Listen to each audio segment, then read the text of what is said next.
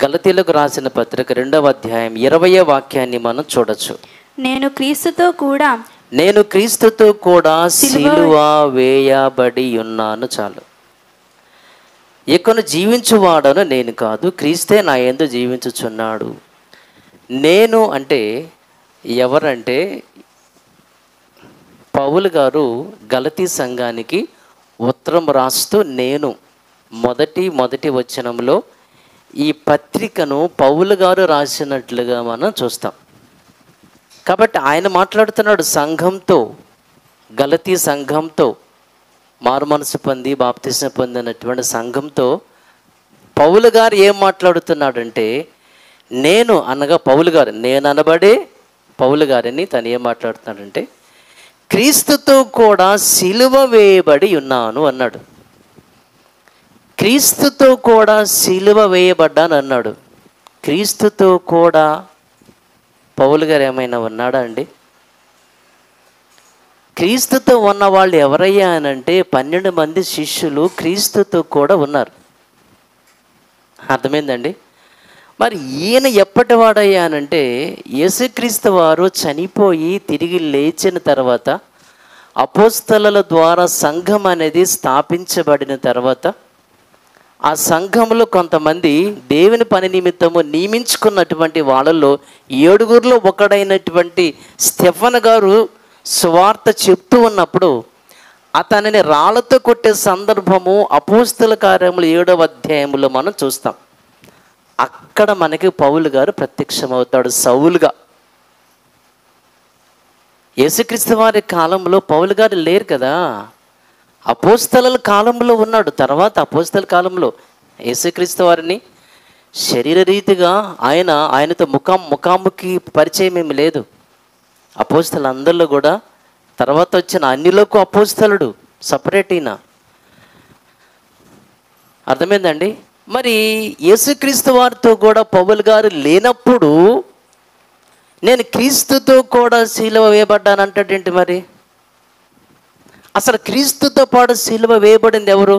గొల్గతా అనేటువంటి ఆ యొక్క మరి కొండ మీద యేసుక్రీస్తు వారితో పాటు సిలువ వేయబడింది ఎవరు?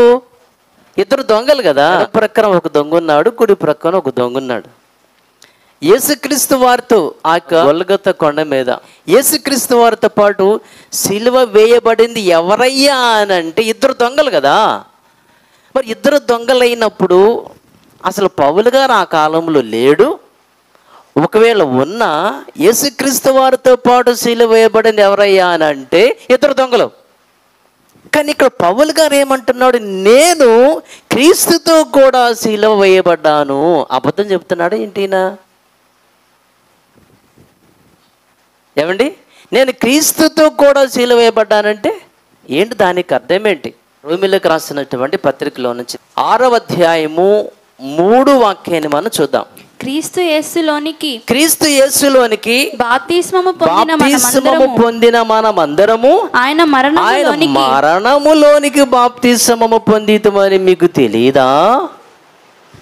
క్రీస్తు యేసులోనికి బాప్తిస్మం పొందిన మనమందరము కూడా ఆయన మరణంలోనికి ఆయనతో పాటు మనం ఎప్పుడైతే బాప్తిస్మాన్ని పొందామో ఆయనతో పాటు మనం సిలువ వేయబడి చనిపోయామని అర్థం. ఇంకో చోట అయితే సమాధానం ఉంటుంది. కొలసీలకు రాసిన పత్రిక 2వ అధ్యాయము 12వ వాక్యాన్ని మనం చూడొచ్చు. మీరు బాప్తిస్మమందు ఆయనతో కూడా పాతి పెట్టబడిన వారై. చాలండి. అంటే నేను క్రీస్తుతో కూడా సిలువ వేయబడ్డాను అంటే అర్థం ఏంటంటే నేను చచ్చిపోయాను, పాతి పెట్టబడ్డాను అని అర్థం. పౌలు అనే నేను చచ్చిపోయాను. పౌలు అనే నేను సమాధి చేయబడ్డాను అంటున్నాడు. అంటే బాప్తిస్మం పొందిన ప్రతి ఒక్కరు కూడా చచ్చిపోయి సమాధి చేయబడతారు. 2 సంవత్సరాల క్రితం ఇక్కడ ఉన్న సుమారుగా 40 మందికి పైగా క్రీస్తుతో పాటు సిలువ వేయబడి చనిపోయి సమాధి చేయబడ్డారు. నేను క్రీస్తు కూడా సిలువ వేయబడ్డానంటే మరణించాను. అంటే బాప్తిస్మం అంటే మరణము, మరణానికి సాదృశ్యం. బాప్తిసం అంటే సమాధి, అంటే మనము చచ్చిపోయాము, సమాధి చేయబడ్డాం అని అర్థం. అంటే ఇకన మనము కనపడము అని అర్థం. సిలువ వేయబడ్డాను, చచ్చిపోయాను, సమాధి చేయబడ్డానంటే సమాధి చేయబడ్డ వ్యక్తి ఎలా కనపడతాడు అసలు? అంటే బాప్తిసము పొందినప్పుడు రాజబాబు అనే నేను, మనమందరం కూడా సమాధి చేయబడ్డామంటే, చచ్చిపోయామంటే ఇక మనం కనపడం కదా, కనపడకూడదు. ఇప్పుడు మళ్ళా అక్కడికి వెళ్దాం. గలతీ 2వ అధ్యాయము 20వ వచనాన్ని. నేను క్రీస్తుతో కూడా సిలువ వేయబడి అనగా బాప్తిసం పొందాను కాబట్టి, నేను క్రీస్తుతో కూడా సిలువ వేయబడి ఉన్నానంటే బాప్తిసం పొందాను కాబట్టి, ఇకను జీవించేవాడను నేను కాను, క్రీస్తే నా యందు జీవించుచున్నాడు అని చెప్పాడు. నేను చచ్చిపోయా, నేను బాప్తిసం అప్పుడు చచ్చిపోయా. మనమందరం చచ్చిపోయాం. ఎప్పుడు చచ్చిపోయాం? బాప్తిసం అప్పుడు చచ్చిపోయాం. మనము నేను నా అంటున్నామే, ఆ వ్యక్తి చచ్చిపోయాడు. బాప్తిసం మనం చచ్చిపోయాం, ఇక మనం లేము, ఇక మనము కనపడకూడదు. నేను అసలు కనపడను, కానీ ఇక్కడ జీవించేవాడను నేను కాదు, నేను కనపడను. క్రీస్తే నాయందు జీవించుచున్నాడు. క్రీస్తే బ్రతకాలి, ఇక మనం కనపడం. అంటే బాప్తిస్మం తీసుకున్న తర్వాత ఇక మనం సైలెంట్ మోడ్లోకి వెళ్ళిపోతాం. ఇక స్టాప్. నీ ఆలోచనలు మొత్తం స్టాప్ అయిపోతాయి, నీ ఇష్టాలు మొత్తం స్టాప్ అయిపోతాయి, నీ కోరికలు మొత్తము స్టాప్ అయిపోతాయి, నీ ఉద్దేశాలు మొత్తం స్టాప్ అయిపోతాయి. నీ ఇక యాంబిషన్స్, నీ గోల్స్ ఉంటాయే మొత్తం అంతా సమాధే. ఇక ఏమి కనపడవు, అంత సైలెంట్ స్టాప్ అయిపోతాయి. ఎందుకని? నేనిక కనపడను, ఇక జీవించేది నేను కాదు, నా యందు క్రీస్తు. అనగా బాప్తిసం పొందుకున్న తర్వాత చచ్చిపోయాడు, ఇప్పట్లో నా యందు క్రీస్తే జీవించాలని. అంటే బాప్తిస్మం తీసుకున్న తర్వాత ఇక నుంచి మనం చచ్చిపోయి ఇక మనం కనపడం. క్రీస్తే మనలో నుంచి కనపడాలి, క్రీస్తే మన ద్వారా కనపడాలి, క్రీస్తే బ్రతకాలి, క్రీస్తే జీవించాలి. అదే కదా దానికి అర్థం. ఇక్కడ జీవించేవాడను నేను కాదు, క్రీస్తే నా యందు జీవించుచున్నాడు. ఓకే, ఇప్పుడు మనలో నిజంగా యేసుక్రీస్తు వారు కనుక జీవిస్తుంటే, బాప్తిస్మం పొందుకున్న వారులారా శ్రద్ధగా వినాలి. నిజంగా మనలో గనక యేసుక్రీస్తు వారు గనక జీవిస్తుంటే, యేసుక్రీస్తు వారి యొక్క జీవన విధానం ఎలా ఉంటుందో మన జీవన విధానం కూడా అలాగే ఉంటుంది. ఇక్కడ మనం జీవించాం కదా బాప్తిసం తర్వాత. ఇక్కడ నేను కాదు జీవించేది, క్రీస్తు యేసు నా యందు జీవించున్నాడంటే, సో యేసుక్రీస్తు వారి యొక్క జీవన విధానమే ఇక మన రోజు. ఏంటి యేసుక్రీస్తు వారి యొక్క జీవన విధానం? ఆయన పొద్దున్నే లేచి, ఎందుకని ఇక మనం కాదుగా, మనం స్టాప్ అయిపోతాం. మన యాంబిషన్, మన గోల్స్, మన కోరికలు, మన ఇష్టాలు ఇక ఏముండవు. క్రీస్తే నా యందు జీవిస్తున్నాడు కాబట్టి ఇక మనం మొత్తం స్టాప్ అయిపోతాం. ఏంటి యేసుక్రీస్తు వారికి జీవన విధానం? ఆయన పొద్దున్నే లేచి టీవీ పెట్టుకుని జబర్దస్తులు చూస్తాడు, లేదా సినిమాలు చూస్తాడు, సీరియల్స్ చూస్తాడు, లేదంటే బిగ్ బాస్లు చూస్తాడు. యేసుక్రీస్తు వారండి కళ్ళు పోతాయి. పొద్దున్నే లెగిసి ఏం చేస్తాడు? ఫోన్ తెస్తాడు, ఫోన్లో ఫేస్బుక్లో ఏముందో చూస్తాడు, వాట్సాప్లో ఏముందో చూస్తాడు, ఇన్స్టాగ్రామ్లో ఏముందో చూస్తాడు, యూట్యూబ్స్లో పనికిమాలు ఏముందో చూస్తాడా?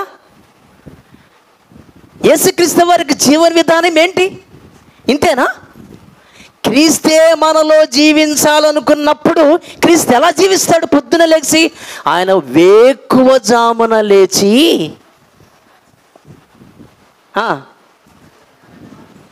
ఎంత జీవన విధానం అండి అయింది. పొద్దున్నే లేచి యేసుక్రీస్తు ఏం చేస్తాడు? ప్రార్థన చేసుకుంటాడండి.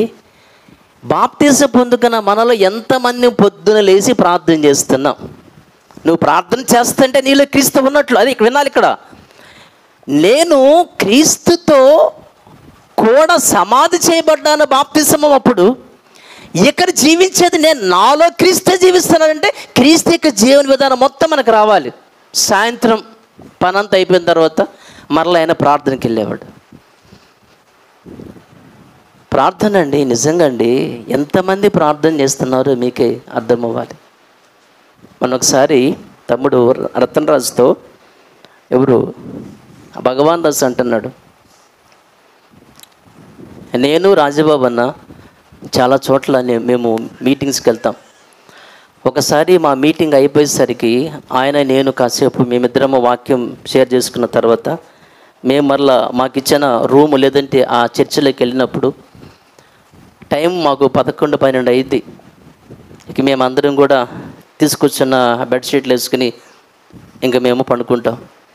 కానీ రాజబాబు అన్న మాత్రం పండుకోడు. చాలాసార్లు అబ్జర్వ్ ఏంటి రతన్ రాజుతో ఆ భగవాన్ దాస్ గారు చెప్తున్నాడు, అరే ఎప్పుడు లెక్షన్ అన్న ఏంది ప్రార్థన చేస్తున్నాడు అని చెప్పేసి. ఒకసారి నేను రాజబాబు అని అడిగాను, ఏంటన్నా ఇంతగా ప్రార్థన పగలంతా పనిచేసాం కదా, రాత్రిపూట మరి రెస్ట్లో ఉండొచ్చు కదా, ఏంది మరలా మీరు ప్రార్థన చేస్తున్నారు అసలు అని చెప్పేసి నాతో అడిగితే నేను చెప్పాను, పగలంతా నేను ఏం చేశాను, నేను అవన్నీ కూడా తండ్రి దగ్గర తీసుకొచ్చి నేను చెప్తాను. ఒకటి. రెండవది, నన్ను నేను ఎప్పుడు కూడా పరీక్షించుకోవాలి. ఈ రాత్రి నేను కనుక పోయాను అనుకో తెలియదు కదా, కాబట్టి తండ్రి నేను అడగాలి మరి నా గురించి. వీటన్నిటికన్నా ప్రాముఖ్యమైనది ఏంటంటే భగవాన్ దాస్ సంఘం. దేవుడు నాకు ఒక చిన్న సంఘాన్ని అప్పగించాడు. సంఘాన్ని గురించినటువంటి చింత, బాధ్యత, బాధ నా గుండెల్లో ఉంటుంది. ఎక్కడికి వెళ్ళినా ఏ ఊరు పోయినా సరే సంఘం కొరకు ప్రార్థించకుండా నేను ఏనాడు పడుకోను. అన్నా ఇంత అనుభవం మాకు లేదన్నా, ఎలా ఉండాలో మాకు మీరు చెప్పండి అన్న అని చెప్పేసి అడుగుతూ ఈ విషయాలు మొత్తం రతన్ రాజుతో, అన్న రాజబాబు అన్నకి ఏ ఊరు వెళ్ళినా మీ గురించి ఆలోచిస్తాడన్న, ప్రార్థనలు కూడా మీ గురించే ఆయన ఆలోచిస్తాడని రతన్ రాజుతో చెప్తుంటే రతన్ రాజు నాతో అంటే నేను కూడా ఆ పక్కనే ఉన్నాను. ఎందుకంటున్నానంటే యేసుక్రీస్తు వారు పగలంతా సేవ చేసి రాత్రి మళ్ళీ ఆయన ప్రార్థనకి వెళ్ళిపోవటం అంటే, యేసుక్రీస్తు వారు నిజంగా మనలో ఉంటే ఇకను జీవించేది నేను కాదు కాబట్టి క్రీస్తే నా యందు జీవించాలి కాబట్టి క్రీస్తు ఎలా ఉండేవాడు, పొద్దున్న లేచి ప్రార్థన చేసుకునేవాడు, నైట్ మళ్ళీ వెళ్ళిపోయి ప్రార్థన చేసేవాడు. మరి పగలంతా ఏం చేసేవాడు అని అంటే, పగలంతా ఏం చేస్తాడైనా వాక్యం చదువుకునే ఆయన వాడుక చొప్పున బైబిల్ చదివేవాడు, సువార్త చెప్పేవాడు. ఏమంటే చాలామందికి ఏంటంటే సువార్త చెప్పటం అంటే నాకు అంత అలవాట్లేదండి. షేర్లు చేయమ్మా మీ వాళ్ళకంటే, నాకు షేర్ చేయటం అలవాట్లేదండి అంటే క్రీస్తు నీలో లేడంతే. క్రీస్తు ఉంటే సువార్త పనిలో ఉంటావు, క్రీస్తు ఉంటే దేవుని పనిలో ఉంటావు. ఇక్కడ జీవించేది మనం కాదు కదా. నిజంగా నీలో క్రీస్తు ఉంటే క్రీస్తులాగా బ్రతుకుతావు, క్రీస్తులాగా ప్రార్థన చేస్తావు, క్రీస్తులాగా వాక్యం చదువుతావు, క్రీస్తులాగా సువార్త చెబుతావు, క్రీస్తులాగా దేవుని పనిలో ఉంటావు. ఆయన సమాజానికి మేలు చేశారన్నట్లుగా మన సమాజానికి మేలు చేస్తాం. ఇంతే కాదండి, యేసుక్రీస్తు వారిని ఏమండి అనవసరంగా నిందించారు, అవమానించారు, తిట్టారు, కొట్టారు. అయినప్పటికీ కూడా ఆయన మారు మాట్లాడలేదు, ఎవరిని మరలా తిరిగి పల్లెత్తి అనలేదు, తిట్టలేదు, కొట్టలేదు. సరిగదా ఓర్పుతో సహనంతో ఉన్నాడు మహానుభావుడు. నిజంగా నీలో క్రీస్తు జీవిస్తే, బాప్తీసం పొందుకున్న వారలారా నీలో క్రీస్తు జీవిస్తే, ఆ బాప్తీసం పొందుకున్న దగ్గర నుంచి తిట్టిన వారిని తిట్టకూడదు, కొట్టిన వారిని కొట్టకూడదు, అవమానించిన వారిని నిందించిన వారిని మనం తిరిగి మళ్ళీ మాట్లాడకూడదు. వాళ్ళ మీద మనము ద్వేషాన్ని, పగని పెంచుకోకూడదు. క్షమించాలి, అందరినీ ప్రేమించాలి. ఎందుకని క్రీస్తులో బ్రతికాడు కదా. ఇలా మనము క్రీస్తు యొక్క జీవితాన్ని గురించి ఆలోచించకుండా పోతే చాలా విషయాలు ఉంటాయి. అంటే యేసుక్రీస్తు వారు మనలో బ్రతికితే ఎలా ఉంటాడో మీకు అర్థం అవ్వాలి. అర్థమైందండి? యేసుక్రీస్తు వారు మనలో బ్రతికితే తిట్టిన వారిని తిట్టము, కొట్టిన వారిని కొట్టము, నిందించిన వారిని అవమానించిన వారిని మన వాళ్ళ మీద ద్వేషాన్ని పెంచుకోము. ఎందుకు? క్రీస్తు అలా ఉన్నాడు కదా. క్రీస్తే జీవించాలన్నప్పుడు క్రీస్తుకి జీవన విధానం అంతే కూడా మరి మనలో ఉండాలి కదా. ఆయన గురించి ఒక మాట ఉంటుందండి. యెషయా గ్రంథం 42వ అధ్యాయము 2వ వాక్యాన్ని చూద్దాం. అతడు కేకలు వేయడు, అరవడు, తన కంఠస్వరము వీధిలో వినబడనీయడు. ఈ రోజున ఆలోచన చేద్దామండి. భార్య భర్తల మధ్య చిన్న గొడవ వచ్చిందనుకోండి, ఏకంతే టాప్ లేసిపోయి దీంట్లో ఏంటే నా మాట నువ్వు అని చెప్పేసి ఇక మొదలెత్తాడు పంచాంగం. సరే ఇంట్లో అయితే పర్వాలా, బయటకు వచ్చేస్తాడు. బయటకు వచ్చేసి పెద్ద పెద్దగా అరుస్తూ ఉంటాడు. అయ్యా మన బాప్తిసం పొందాం కదా, ప్రేరికి వెళ్తున్నాం కదా, రక్షణ పొందాం కదా, బయటకు వద్దు, లోపలికి రా, ఇక్కడికొచ్చి అరుచుకుందాం. బయట చూసేవాళ్ళు బాగోదు. ఎందుకోసం అంటే యేసురాజు సంఘానికి వెళ్తున్నారు కదా వీళ్ళందరూ కూడా, బయటికి వెళ్ళి అరుస్తామంటే బాగోదు కదా. నువ్వు నా చెప్పేదంటే అందరూ వినాల్సిందే. అరే యేసుక్రీస్తు వారు అరవడు, కేకలు వేయడు, తన కంఠస్వరాన్ని వీధిలో వినబడనీయడు అంటే ఇప్పుడు నిజంగా నీలో క్రీస్తు జీవిస్తే, క్రీస్తు బ్రతికితే నువ్వు అరుస్తావా బయటకు వచ్చి? గుట్టుగా ఉండవా? కొంతమంది ఆడవాళ్ళు కూడా అంతే, వాళ్ళేం తక్కువ కాదు. కొంతమంది ఏదో భార్య భర్తల మధ్య చిన్న ప్రాబ్లం వచ్చిందనుకోండి, అది ఇంట్లోనే గుట్టుగా ముగించుకోరు, కేకలు పెడతా బయటకు వస్తారు. సణిగుతా ఉండి దీంట్లో భర్త మీద ఏదో ఒకటి నోరు ముయించాలని ఒక దెబ్బ ఇటువో, ఆ దెబ్బ వేసేదాకా నోరు నీకంతే. ఇక ఇంటి నిండా బయటకు వచ్చే కేకలు. ఏంటి ఈ గొడవలు అంటే? ఇంట్లోకి రా, చర్చికి వెళ్తాం కదా, బాప్టిజం పొందాం, అందరికీ తెలుసు కదా, లోనికి వచ్చి కూర్చొని మాట్లాడుకుందాం. బయటికి వెళ్ళి కేకలు ఏంటండి? చూసేవాళ్ళు ఏమనుకోవాలి నీ గురించి? అంటే బాప్టిజం పొంది కూడా నువ్వు కేకలు పెడుతున్నావంటే బయటికి వెళ్ళి మరీను. యేసుక్రీస్తు వారు తన యొక్క కంఠస్వరము వీధులలో వినబడని లేదు, కేకలే లేదు. నిజంగా యేసుక్రీస్తు వారు కనుక నీలో జీవిస్తుంటే నువ్వు కేకలు పెట్టవు, అరవవు. నువ్వు కేకలు పెడుతున్నావంటే కారణం చెప్పనా? కేకలు పెట్టేది ఎవరో తెలుసా? మార్కు సువార్త 5వ అధ్యాయం 5వ వాక్యాన్ని చూద్దామమ్మా. వాడు ఎల్లప్పుడూను రాత్రింబగళ్ళు సమాధులలోను కొండలలోను కేకలు వేయచ్చు. ఎవడు కేకలేస్తాడు చెప్తా తెలుసా? దెయ్యం పట్టిన వాడు కేకలేస్తాడు. బాప్తిసం పొందేవుగా, బాప్తిసము పొందాడు కరెక్టే. బాప్తిసము పొందినప్పుడు మనలో ఉన్న దెయ్యం కాస్త వెళ్ళిపోతుంది, దానిలో సందేహం లేదు. కానీ ఈ దెయ్యం ఏం చేస్తుంది? అటు తిరిగి వస్తుంది, మళ్ళీ వచ్చి చూస్తుంది, అరే ఈ ఇల్లు ఖాళీగా ఉంది, తనకన్నా చెడ్డమైన మరి 7 దెయ్యాలని ఎమ్మటేసుకొస్తుంది. రా ఇల్లు చాలా బాగా శుభ్రంగా నీట్గా ఉంది, క్లీన్ చేసి ఉందా అని చెప్పి. అర్థమైందండి? దెయ్యం వచ్చేసింది. పోయిన దెయ్యం మరలా, ముందు ఒక దెయ్యమే ఉంది, ఇప్పుడేమో 8 దెయ్యాలు ఉన్నాయి. అందుకని అరే వీడు బాప్తీసం పొందక ముందే బాగుండేవాడు రా, వీడు బాప్తీసానికి ముందే బాగున్నాడు రా, బాప్తీసం పొందినాక రెచ్చిపోతున్నాడు రా వీడు అంటే. ఒక దయ్యం అప్పుడు ఉండేది, ఇప్పుడేమో 8 అయిపోయినాయి, 7+1.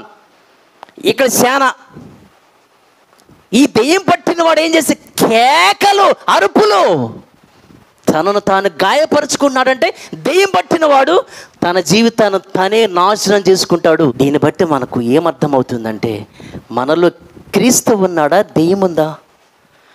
యేసుక్రీస్తు ఉంటే మన అరవంగా. ఎందుకని? ఆయన ఉంటే అరవడాయన, ఆయన కేకలేడు. నువ్వు కేకలేస్తున్నావంటే, అరుస్తున్నావంటే ఇంట్లో భార్య మీద, భర్త మీద, పిల్లల మీద, అంటే పిల్లలను క్రమశిక్షణలు పెట్టేది వేరు, నీ అరుపులు బయటకు కూడా వినిపిస్తున్నాయి అంటే నీవేంటే సమాజానికి అర్థమవుతుందంటే దెయ్యం ఉంటేనే కేకలేస్తాడు బయటకు వచ్చి. క్రీస్తు ఉన్నవాడు సైలెంట్గా లోపలే సెటరైట్ చేసుకుంటాడు.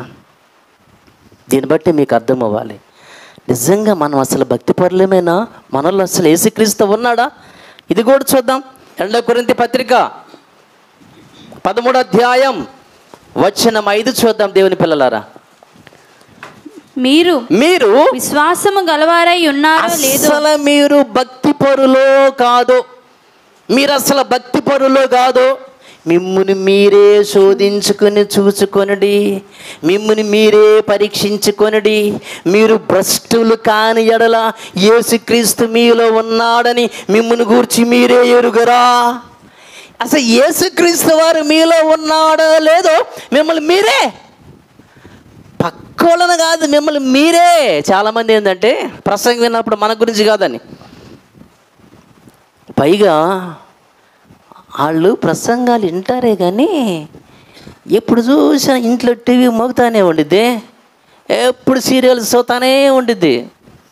ఆమైతే ఎప్పుడు సినిమాలు చూస్తూనే ఉండిద్ది. ఈమైతే పొద్దు గూగుల్ ఫోన్లు చూస్తూనే ఉంటుంది. ఈయనైతే ఎప్పుడు బూతులు మాట్లాడుతూనే ఉంటాడు, అబద్ధాలు. అసలు అబద్ధం ఆడకుండా బ్రతికే లేదు ఆయనకి.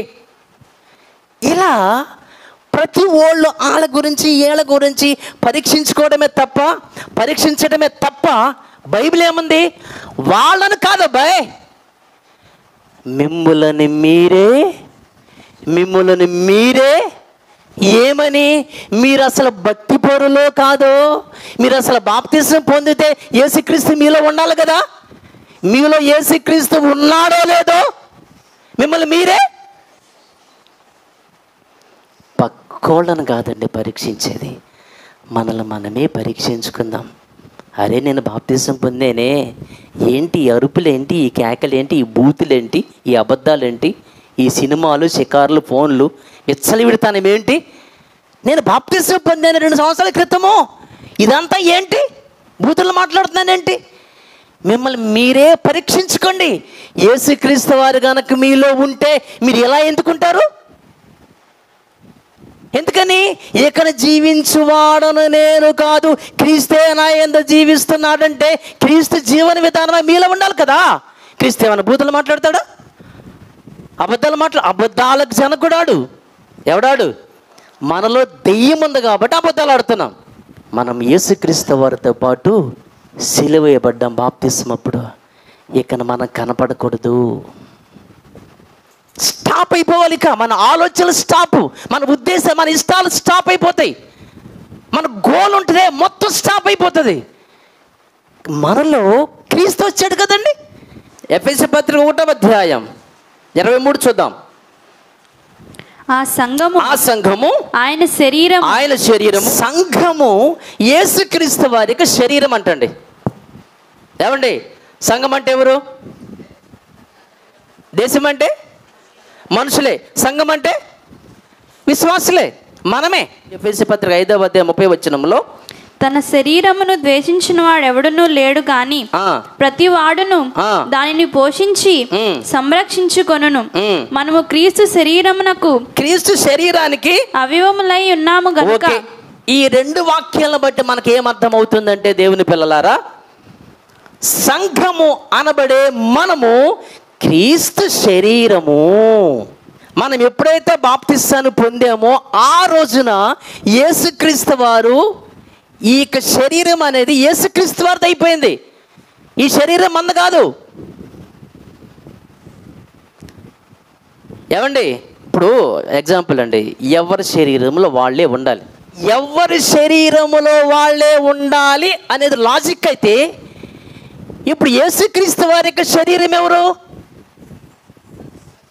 మనమేనండి. ఈ 2 వాక్యాల గురించి మీకు అర్థం అవ్వట్లేదు.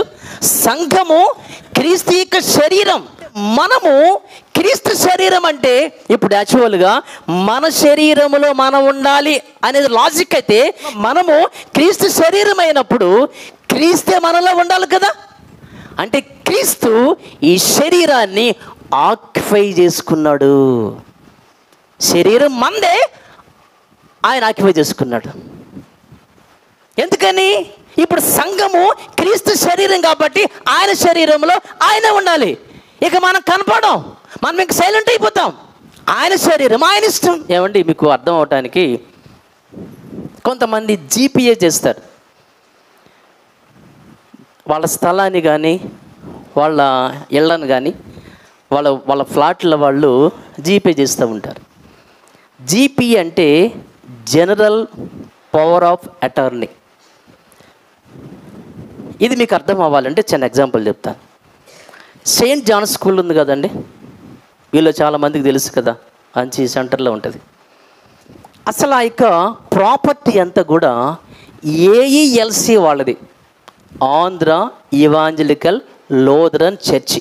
నాకు తెలిసి చెప్తున్నాను, ఏఈఎల్సి వాళ్ళది అది.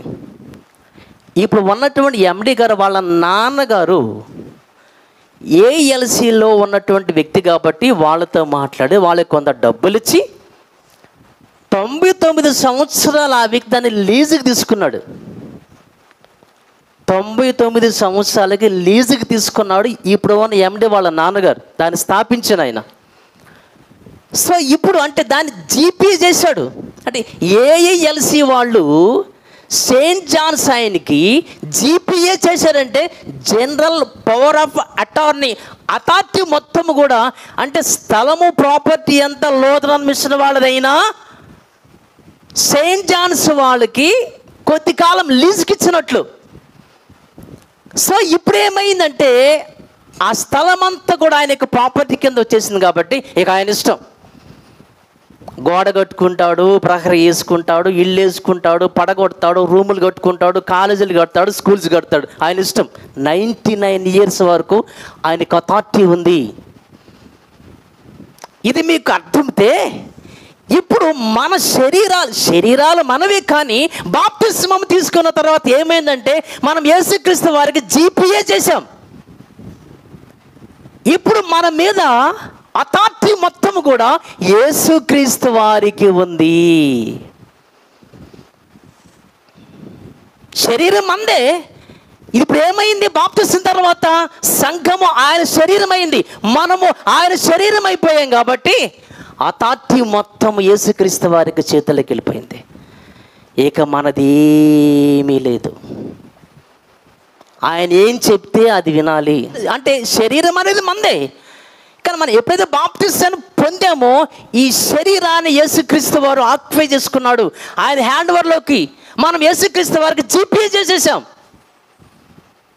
ఆయన కూర్చోమంటే కూర్చోవాలి, నుంచోమంటే. అంటే ఒక మాట మనం మీకు అర్థం అవటానికి కొరింథీయులకు రాసినటువంటి మొదటి పత్రిక 6వ అధ్యాయము 19, మీ దేహము దేవుని వలన మీకు అనుగ్రహింపబడి, మీ దేహము దేవుని వలన మీకు అనుగ్రహించబడి పరిశుద్ధాత్మకు ఆలయమై ఉన్నదని మీరు ఎరుగరా? మీరు మీ సొత్తు కారు విలువ పెట్టి కొనబడిన వారు గనుక. మీ దేహముతో మన సొత్తు కాదా? ఇది ఆయన కొనుక్కున్నాడబ్బా. మన సొత్తు కాదంట, ఆయన కొనుక్కున్నాడు దీనిని. ఆయన కొనుక్కున్నప్పుడు ఆయన ఇష్టం. ఇంకా బండి కొన్నాడు, బండి వేసుకుని పొద్దున్నే వెళుతుంటే ఎండని చెప్పిందా? చెప్పదు, వెళ్ళిపోతుంది. టైం 8 అయింది. వెళ్దాం పద బండి. ఇప్పుడా చీకటి వల్ల నాకు అసలే భయం, నేను రాను అని అంటదా బండి? కొనుక్కున్నాడు అనదు. 10 వెళదాం. మధ్యలోకి రాగానే వర్షం వచ్చింది అనదు. వర్షమైనా కొనుక్కున్న వాడి విషయంలో మాట్లాడకుండా వచ్చేసింది ఇంటికి. కొన్నటువంటి బండి వర్షమని ఆగదు, ఎండని ఆగదు, చీకటని ఆగదు, దూరమని ఆగదు, వెళుతుంది. మరి మనలను ఆయన కొనుక్కున్నప్పుడు చర్చికి వెళదాము, ప్రార్థనకి వెళదామంటే వర్షం వస్తుందిగా పిన్ని, వర్షంలో వెళ్తా, ఎండబ్బో అండ్ సువార్త గుడికి వెళ్ళాలండి, కొంచెం దూరం అండి అని చెప్పేసాను. అంత దూరం మనకంత సీన్ లేదులయ్యా, లోకల్ గడన ప్రార్థనలు పెడితే చెప్పొస్తాం. ఇక్కడేనమ్మా, అంత దూరం మన వాళ్ళు కాదులే. చూశారండి, బండిని కొనుక్కున్న యజమానికి మాట్లాడకుండా ఎండైనా వర్షమైనా దూరమైనా చీకటైనా వెళ్ళిద్దే. ఈ రోజున బాప్తిసం పొందిన మన అందరి విషయంలో ఎలా ఉంటున్నాం మనం ఒకసారి మీరు ఆలోచించండి. ఎలా ఉంటున్నామండి మనం అసలు? ఆయన మనందరినీ కొనుక్కున్నాడు కదా. ఆయన మనందరినీ కొనుక్కున్నప్పుడు రాలేనయ్యా, నాకు ఒంట్లో బాగాలేదయ్యా, అంత దూరం రాలేనయ్యా, అబ్బో చీకటిగా ఉంది, కష్టమయ్యా. ఒక బండికి మాటలు వస్తే అలా మాట్లాడిద్దాండి. ఏంటే ఎక్కువ మాట్లాడుతున్నావు, నేను కొనుక్కుంది నేను, నీకు పెట్రోల్ పోసేది నేను, నీకు గాలి కొట్టించేది నేను, నీకు రిపేర్ వస్తే మెకానిక్ షెడ్లోకి తీసుకెళ్ళి బాగు చేయించేది నేను, నోర్మే ఆయన అనడా కొనుక్కున్నందుకు. ఇప్పుడు నువ్వు మాట్లాడితే మరి ఆయన ఏమనాలి? నోరు మేమనాలిగా మరి. మాట్లాడ్డానా? మాట్లాడతాడు నువ్వు చచ్చాక. ఏమనంటే ఆకలి వేస్తే అన్నం పెట్టలేదు, దాహం వేస్తే దాహమే లేదు, రోగంతో ఉంటే నన్ను మీరు పరామర్శించలేదు, బట్టలు లేకపోతే బట్టలు ఇవ్వలేదు, అప్పుడు మాట్లాడతాడు. దేవుని పిల్లలారా జాగ్రత్తగా ఉందాం. అంటే ఎందుకంటానంటే ఈ విషయము, ఇవన్నీ మనకి ఇష్టం ఉండకపోవచ్చు. అంటే అంత దూరం బైబిల్ క్లాసెస్కి వెళ్తామండి అని మనకి అనిపిస్తుంది.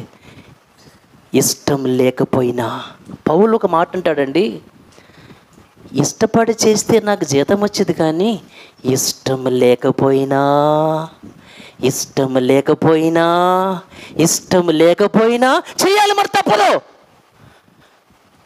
పగలంతా మేము డ్యూటీ చేసి వస్తాం. ఎవరికైనా క్లాస్కి రావటం ఇష్టం ఉండిద్దా? ఉండిద్దా? ఇష్టం లేకపోయినా, పౌలు ఏమన్నాడు? ఇష్టం లేకపోయినా. ఎందుకని?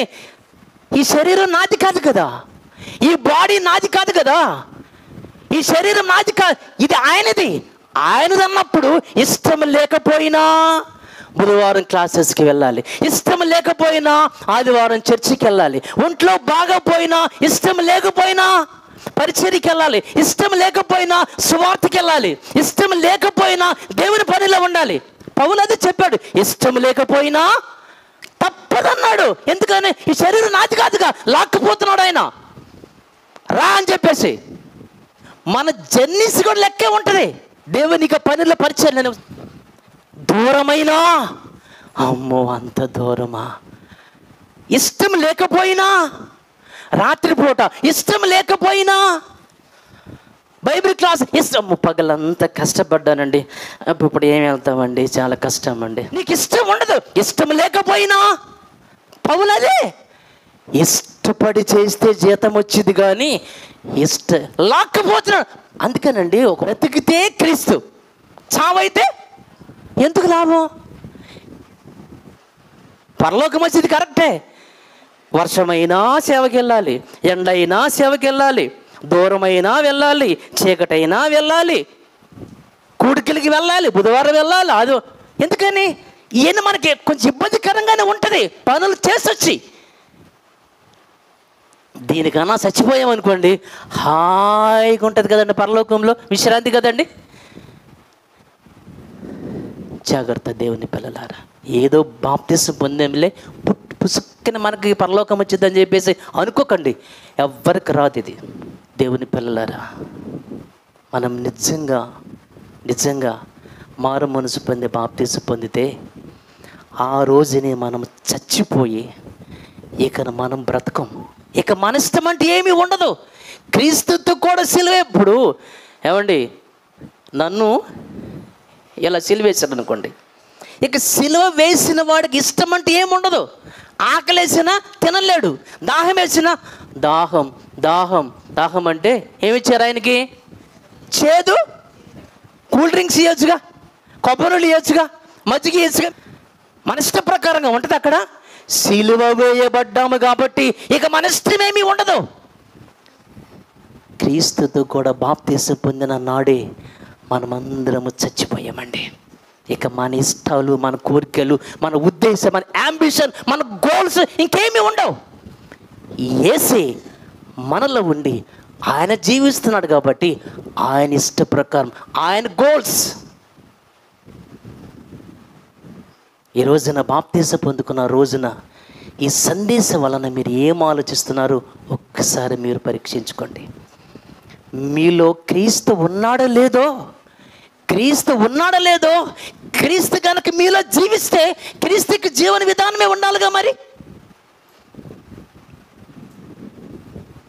నీలో క్రీస్తు ఉన్నాడా, క్రీస్తు విరోధి ఉన్నాడా, దెయ్యం ఉన్నాడు? మిమ్మల్ని మీరే పరీక్షించుకోండి.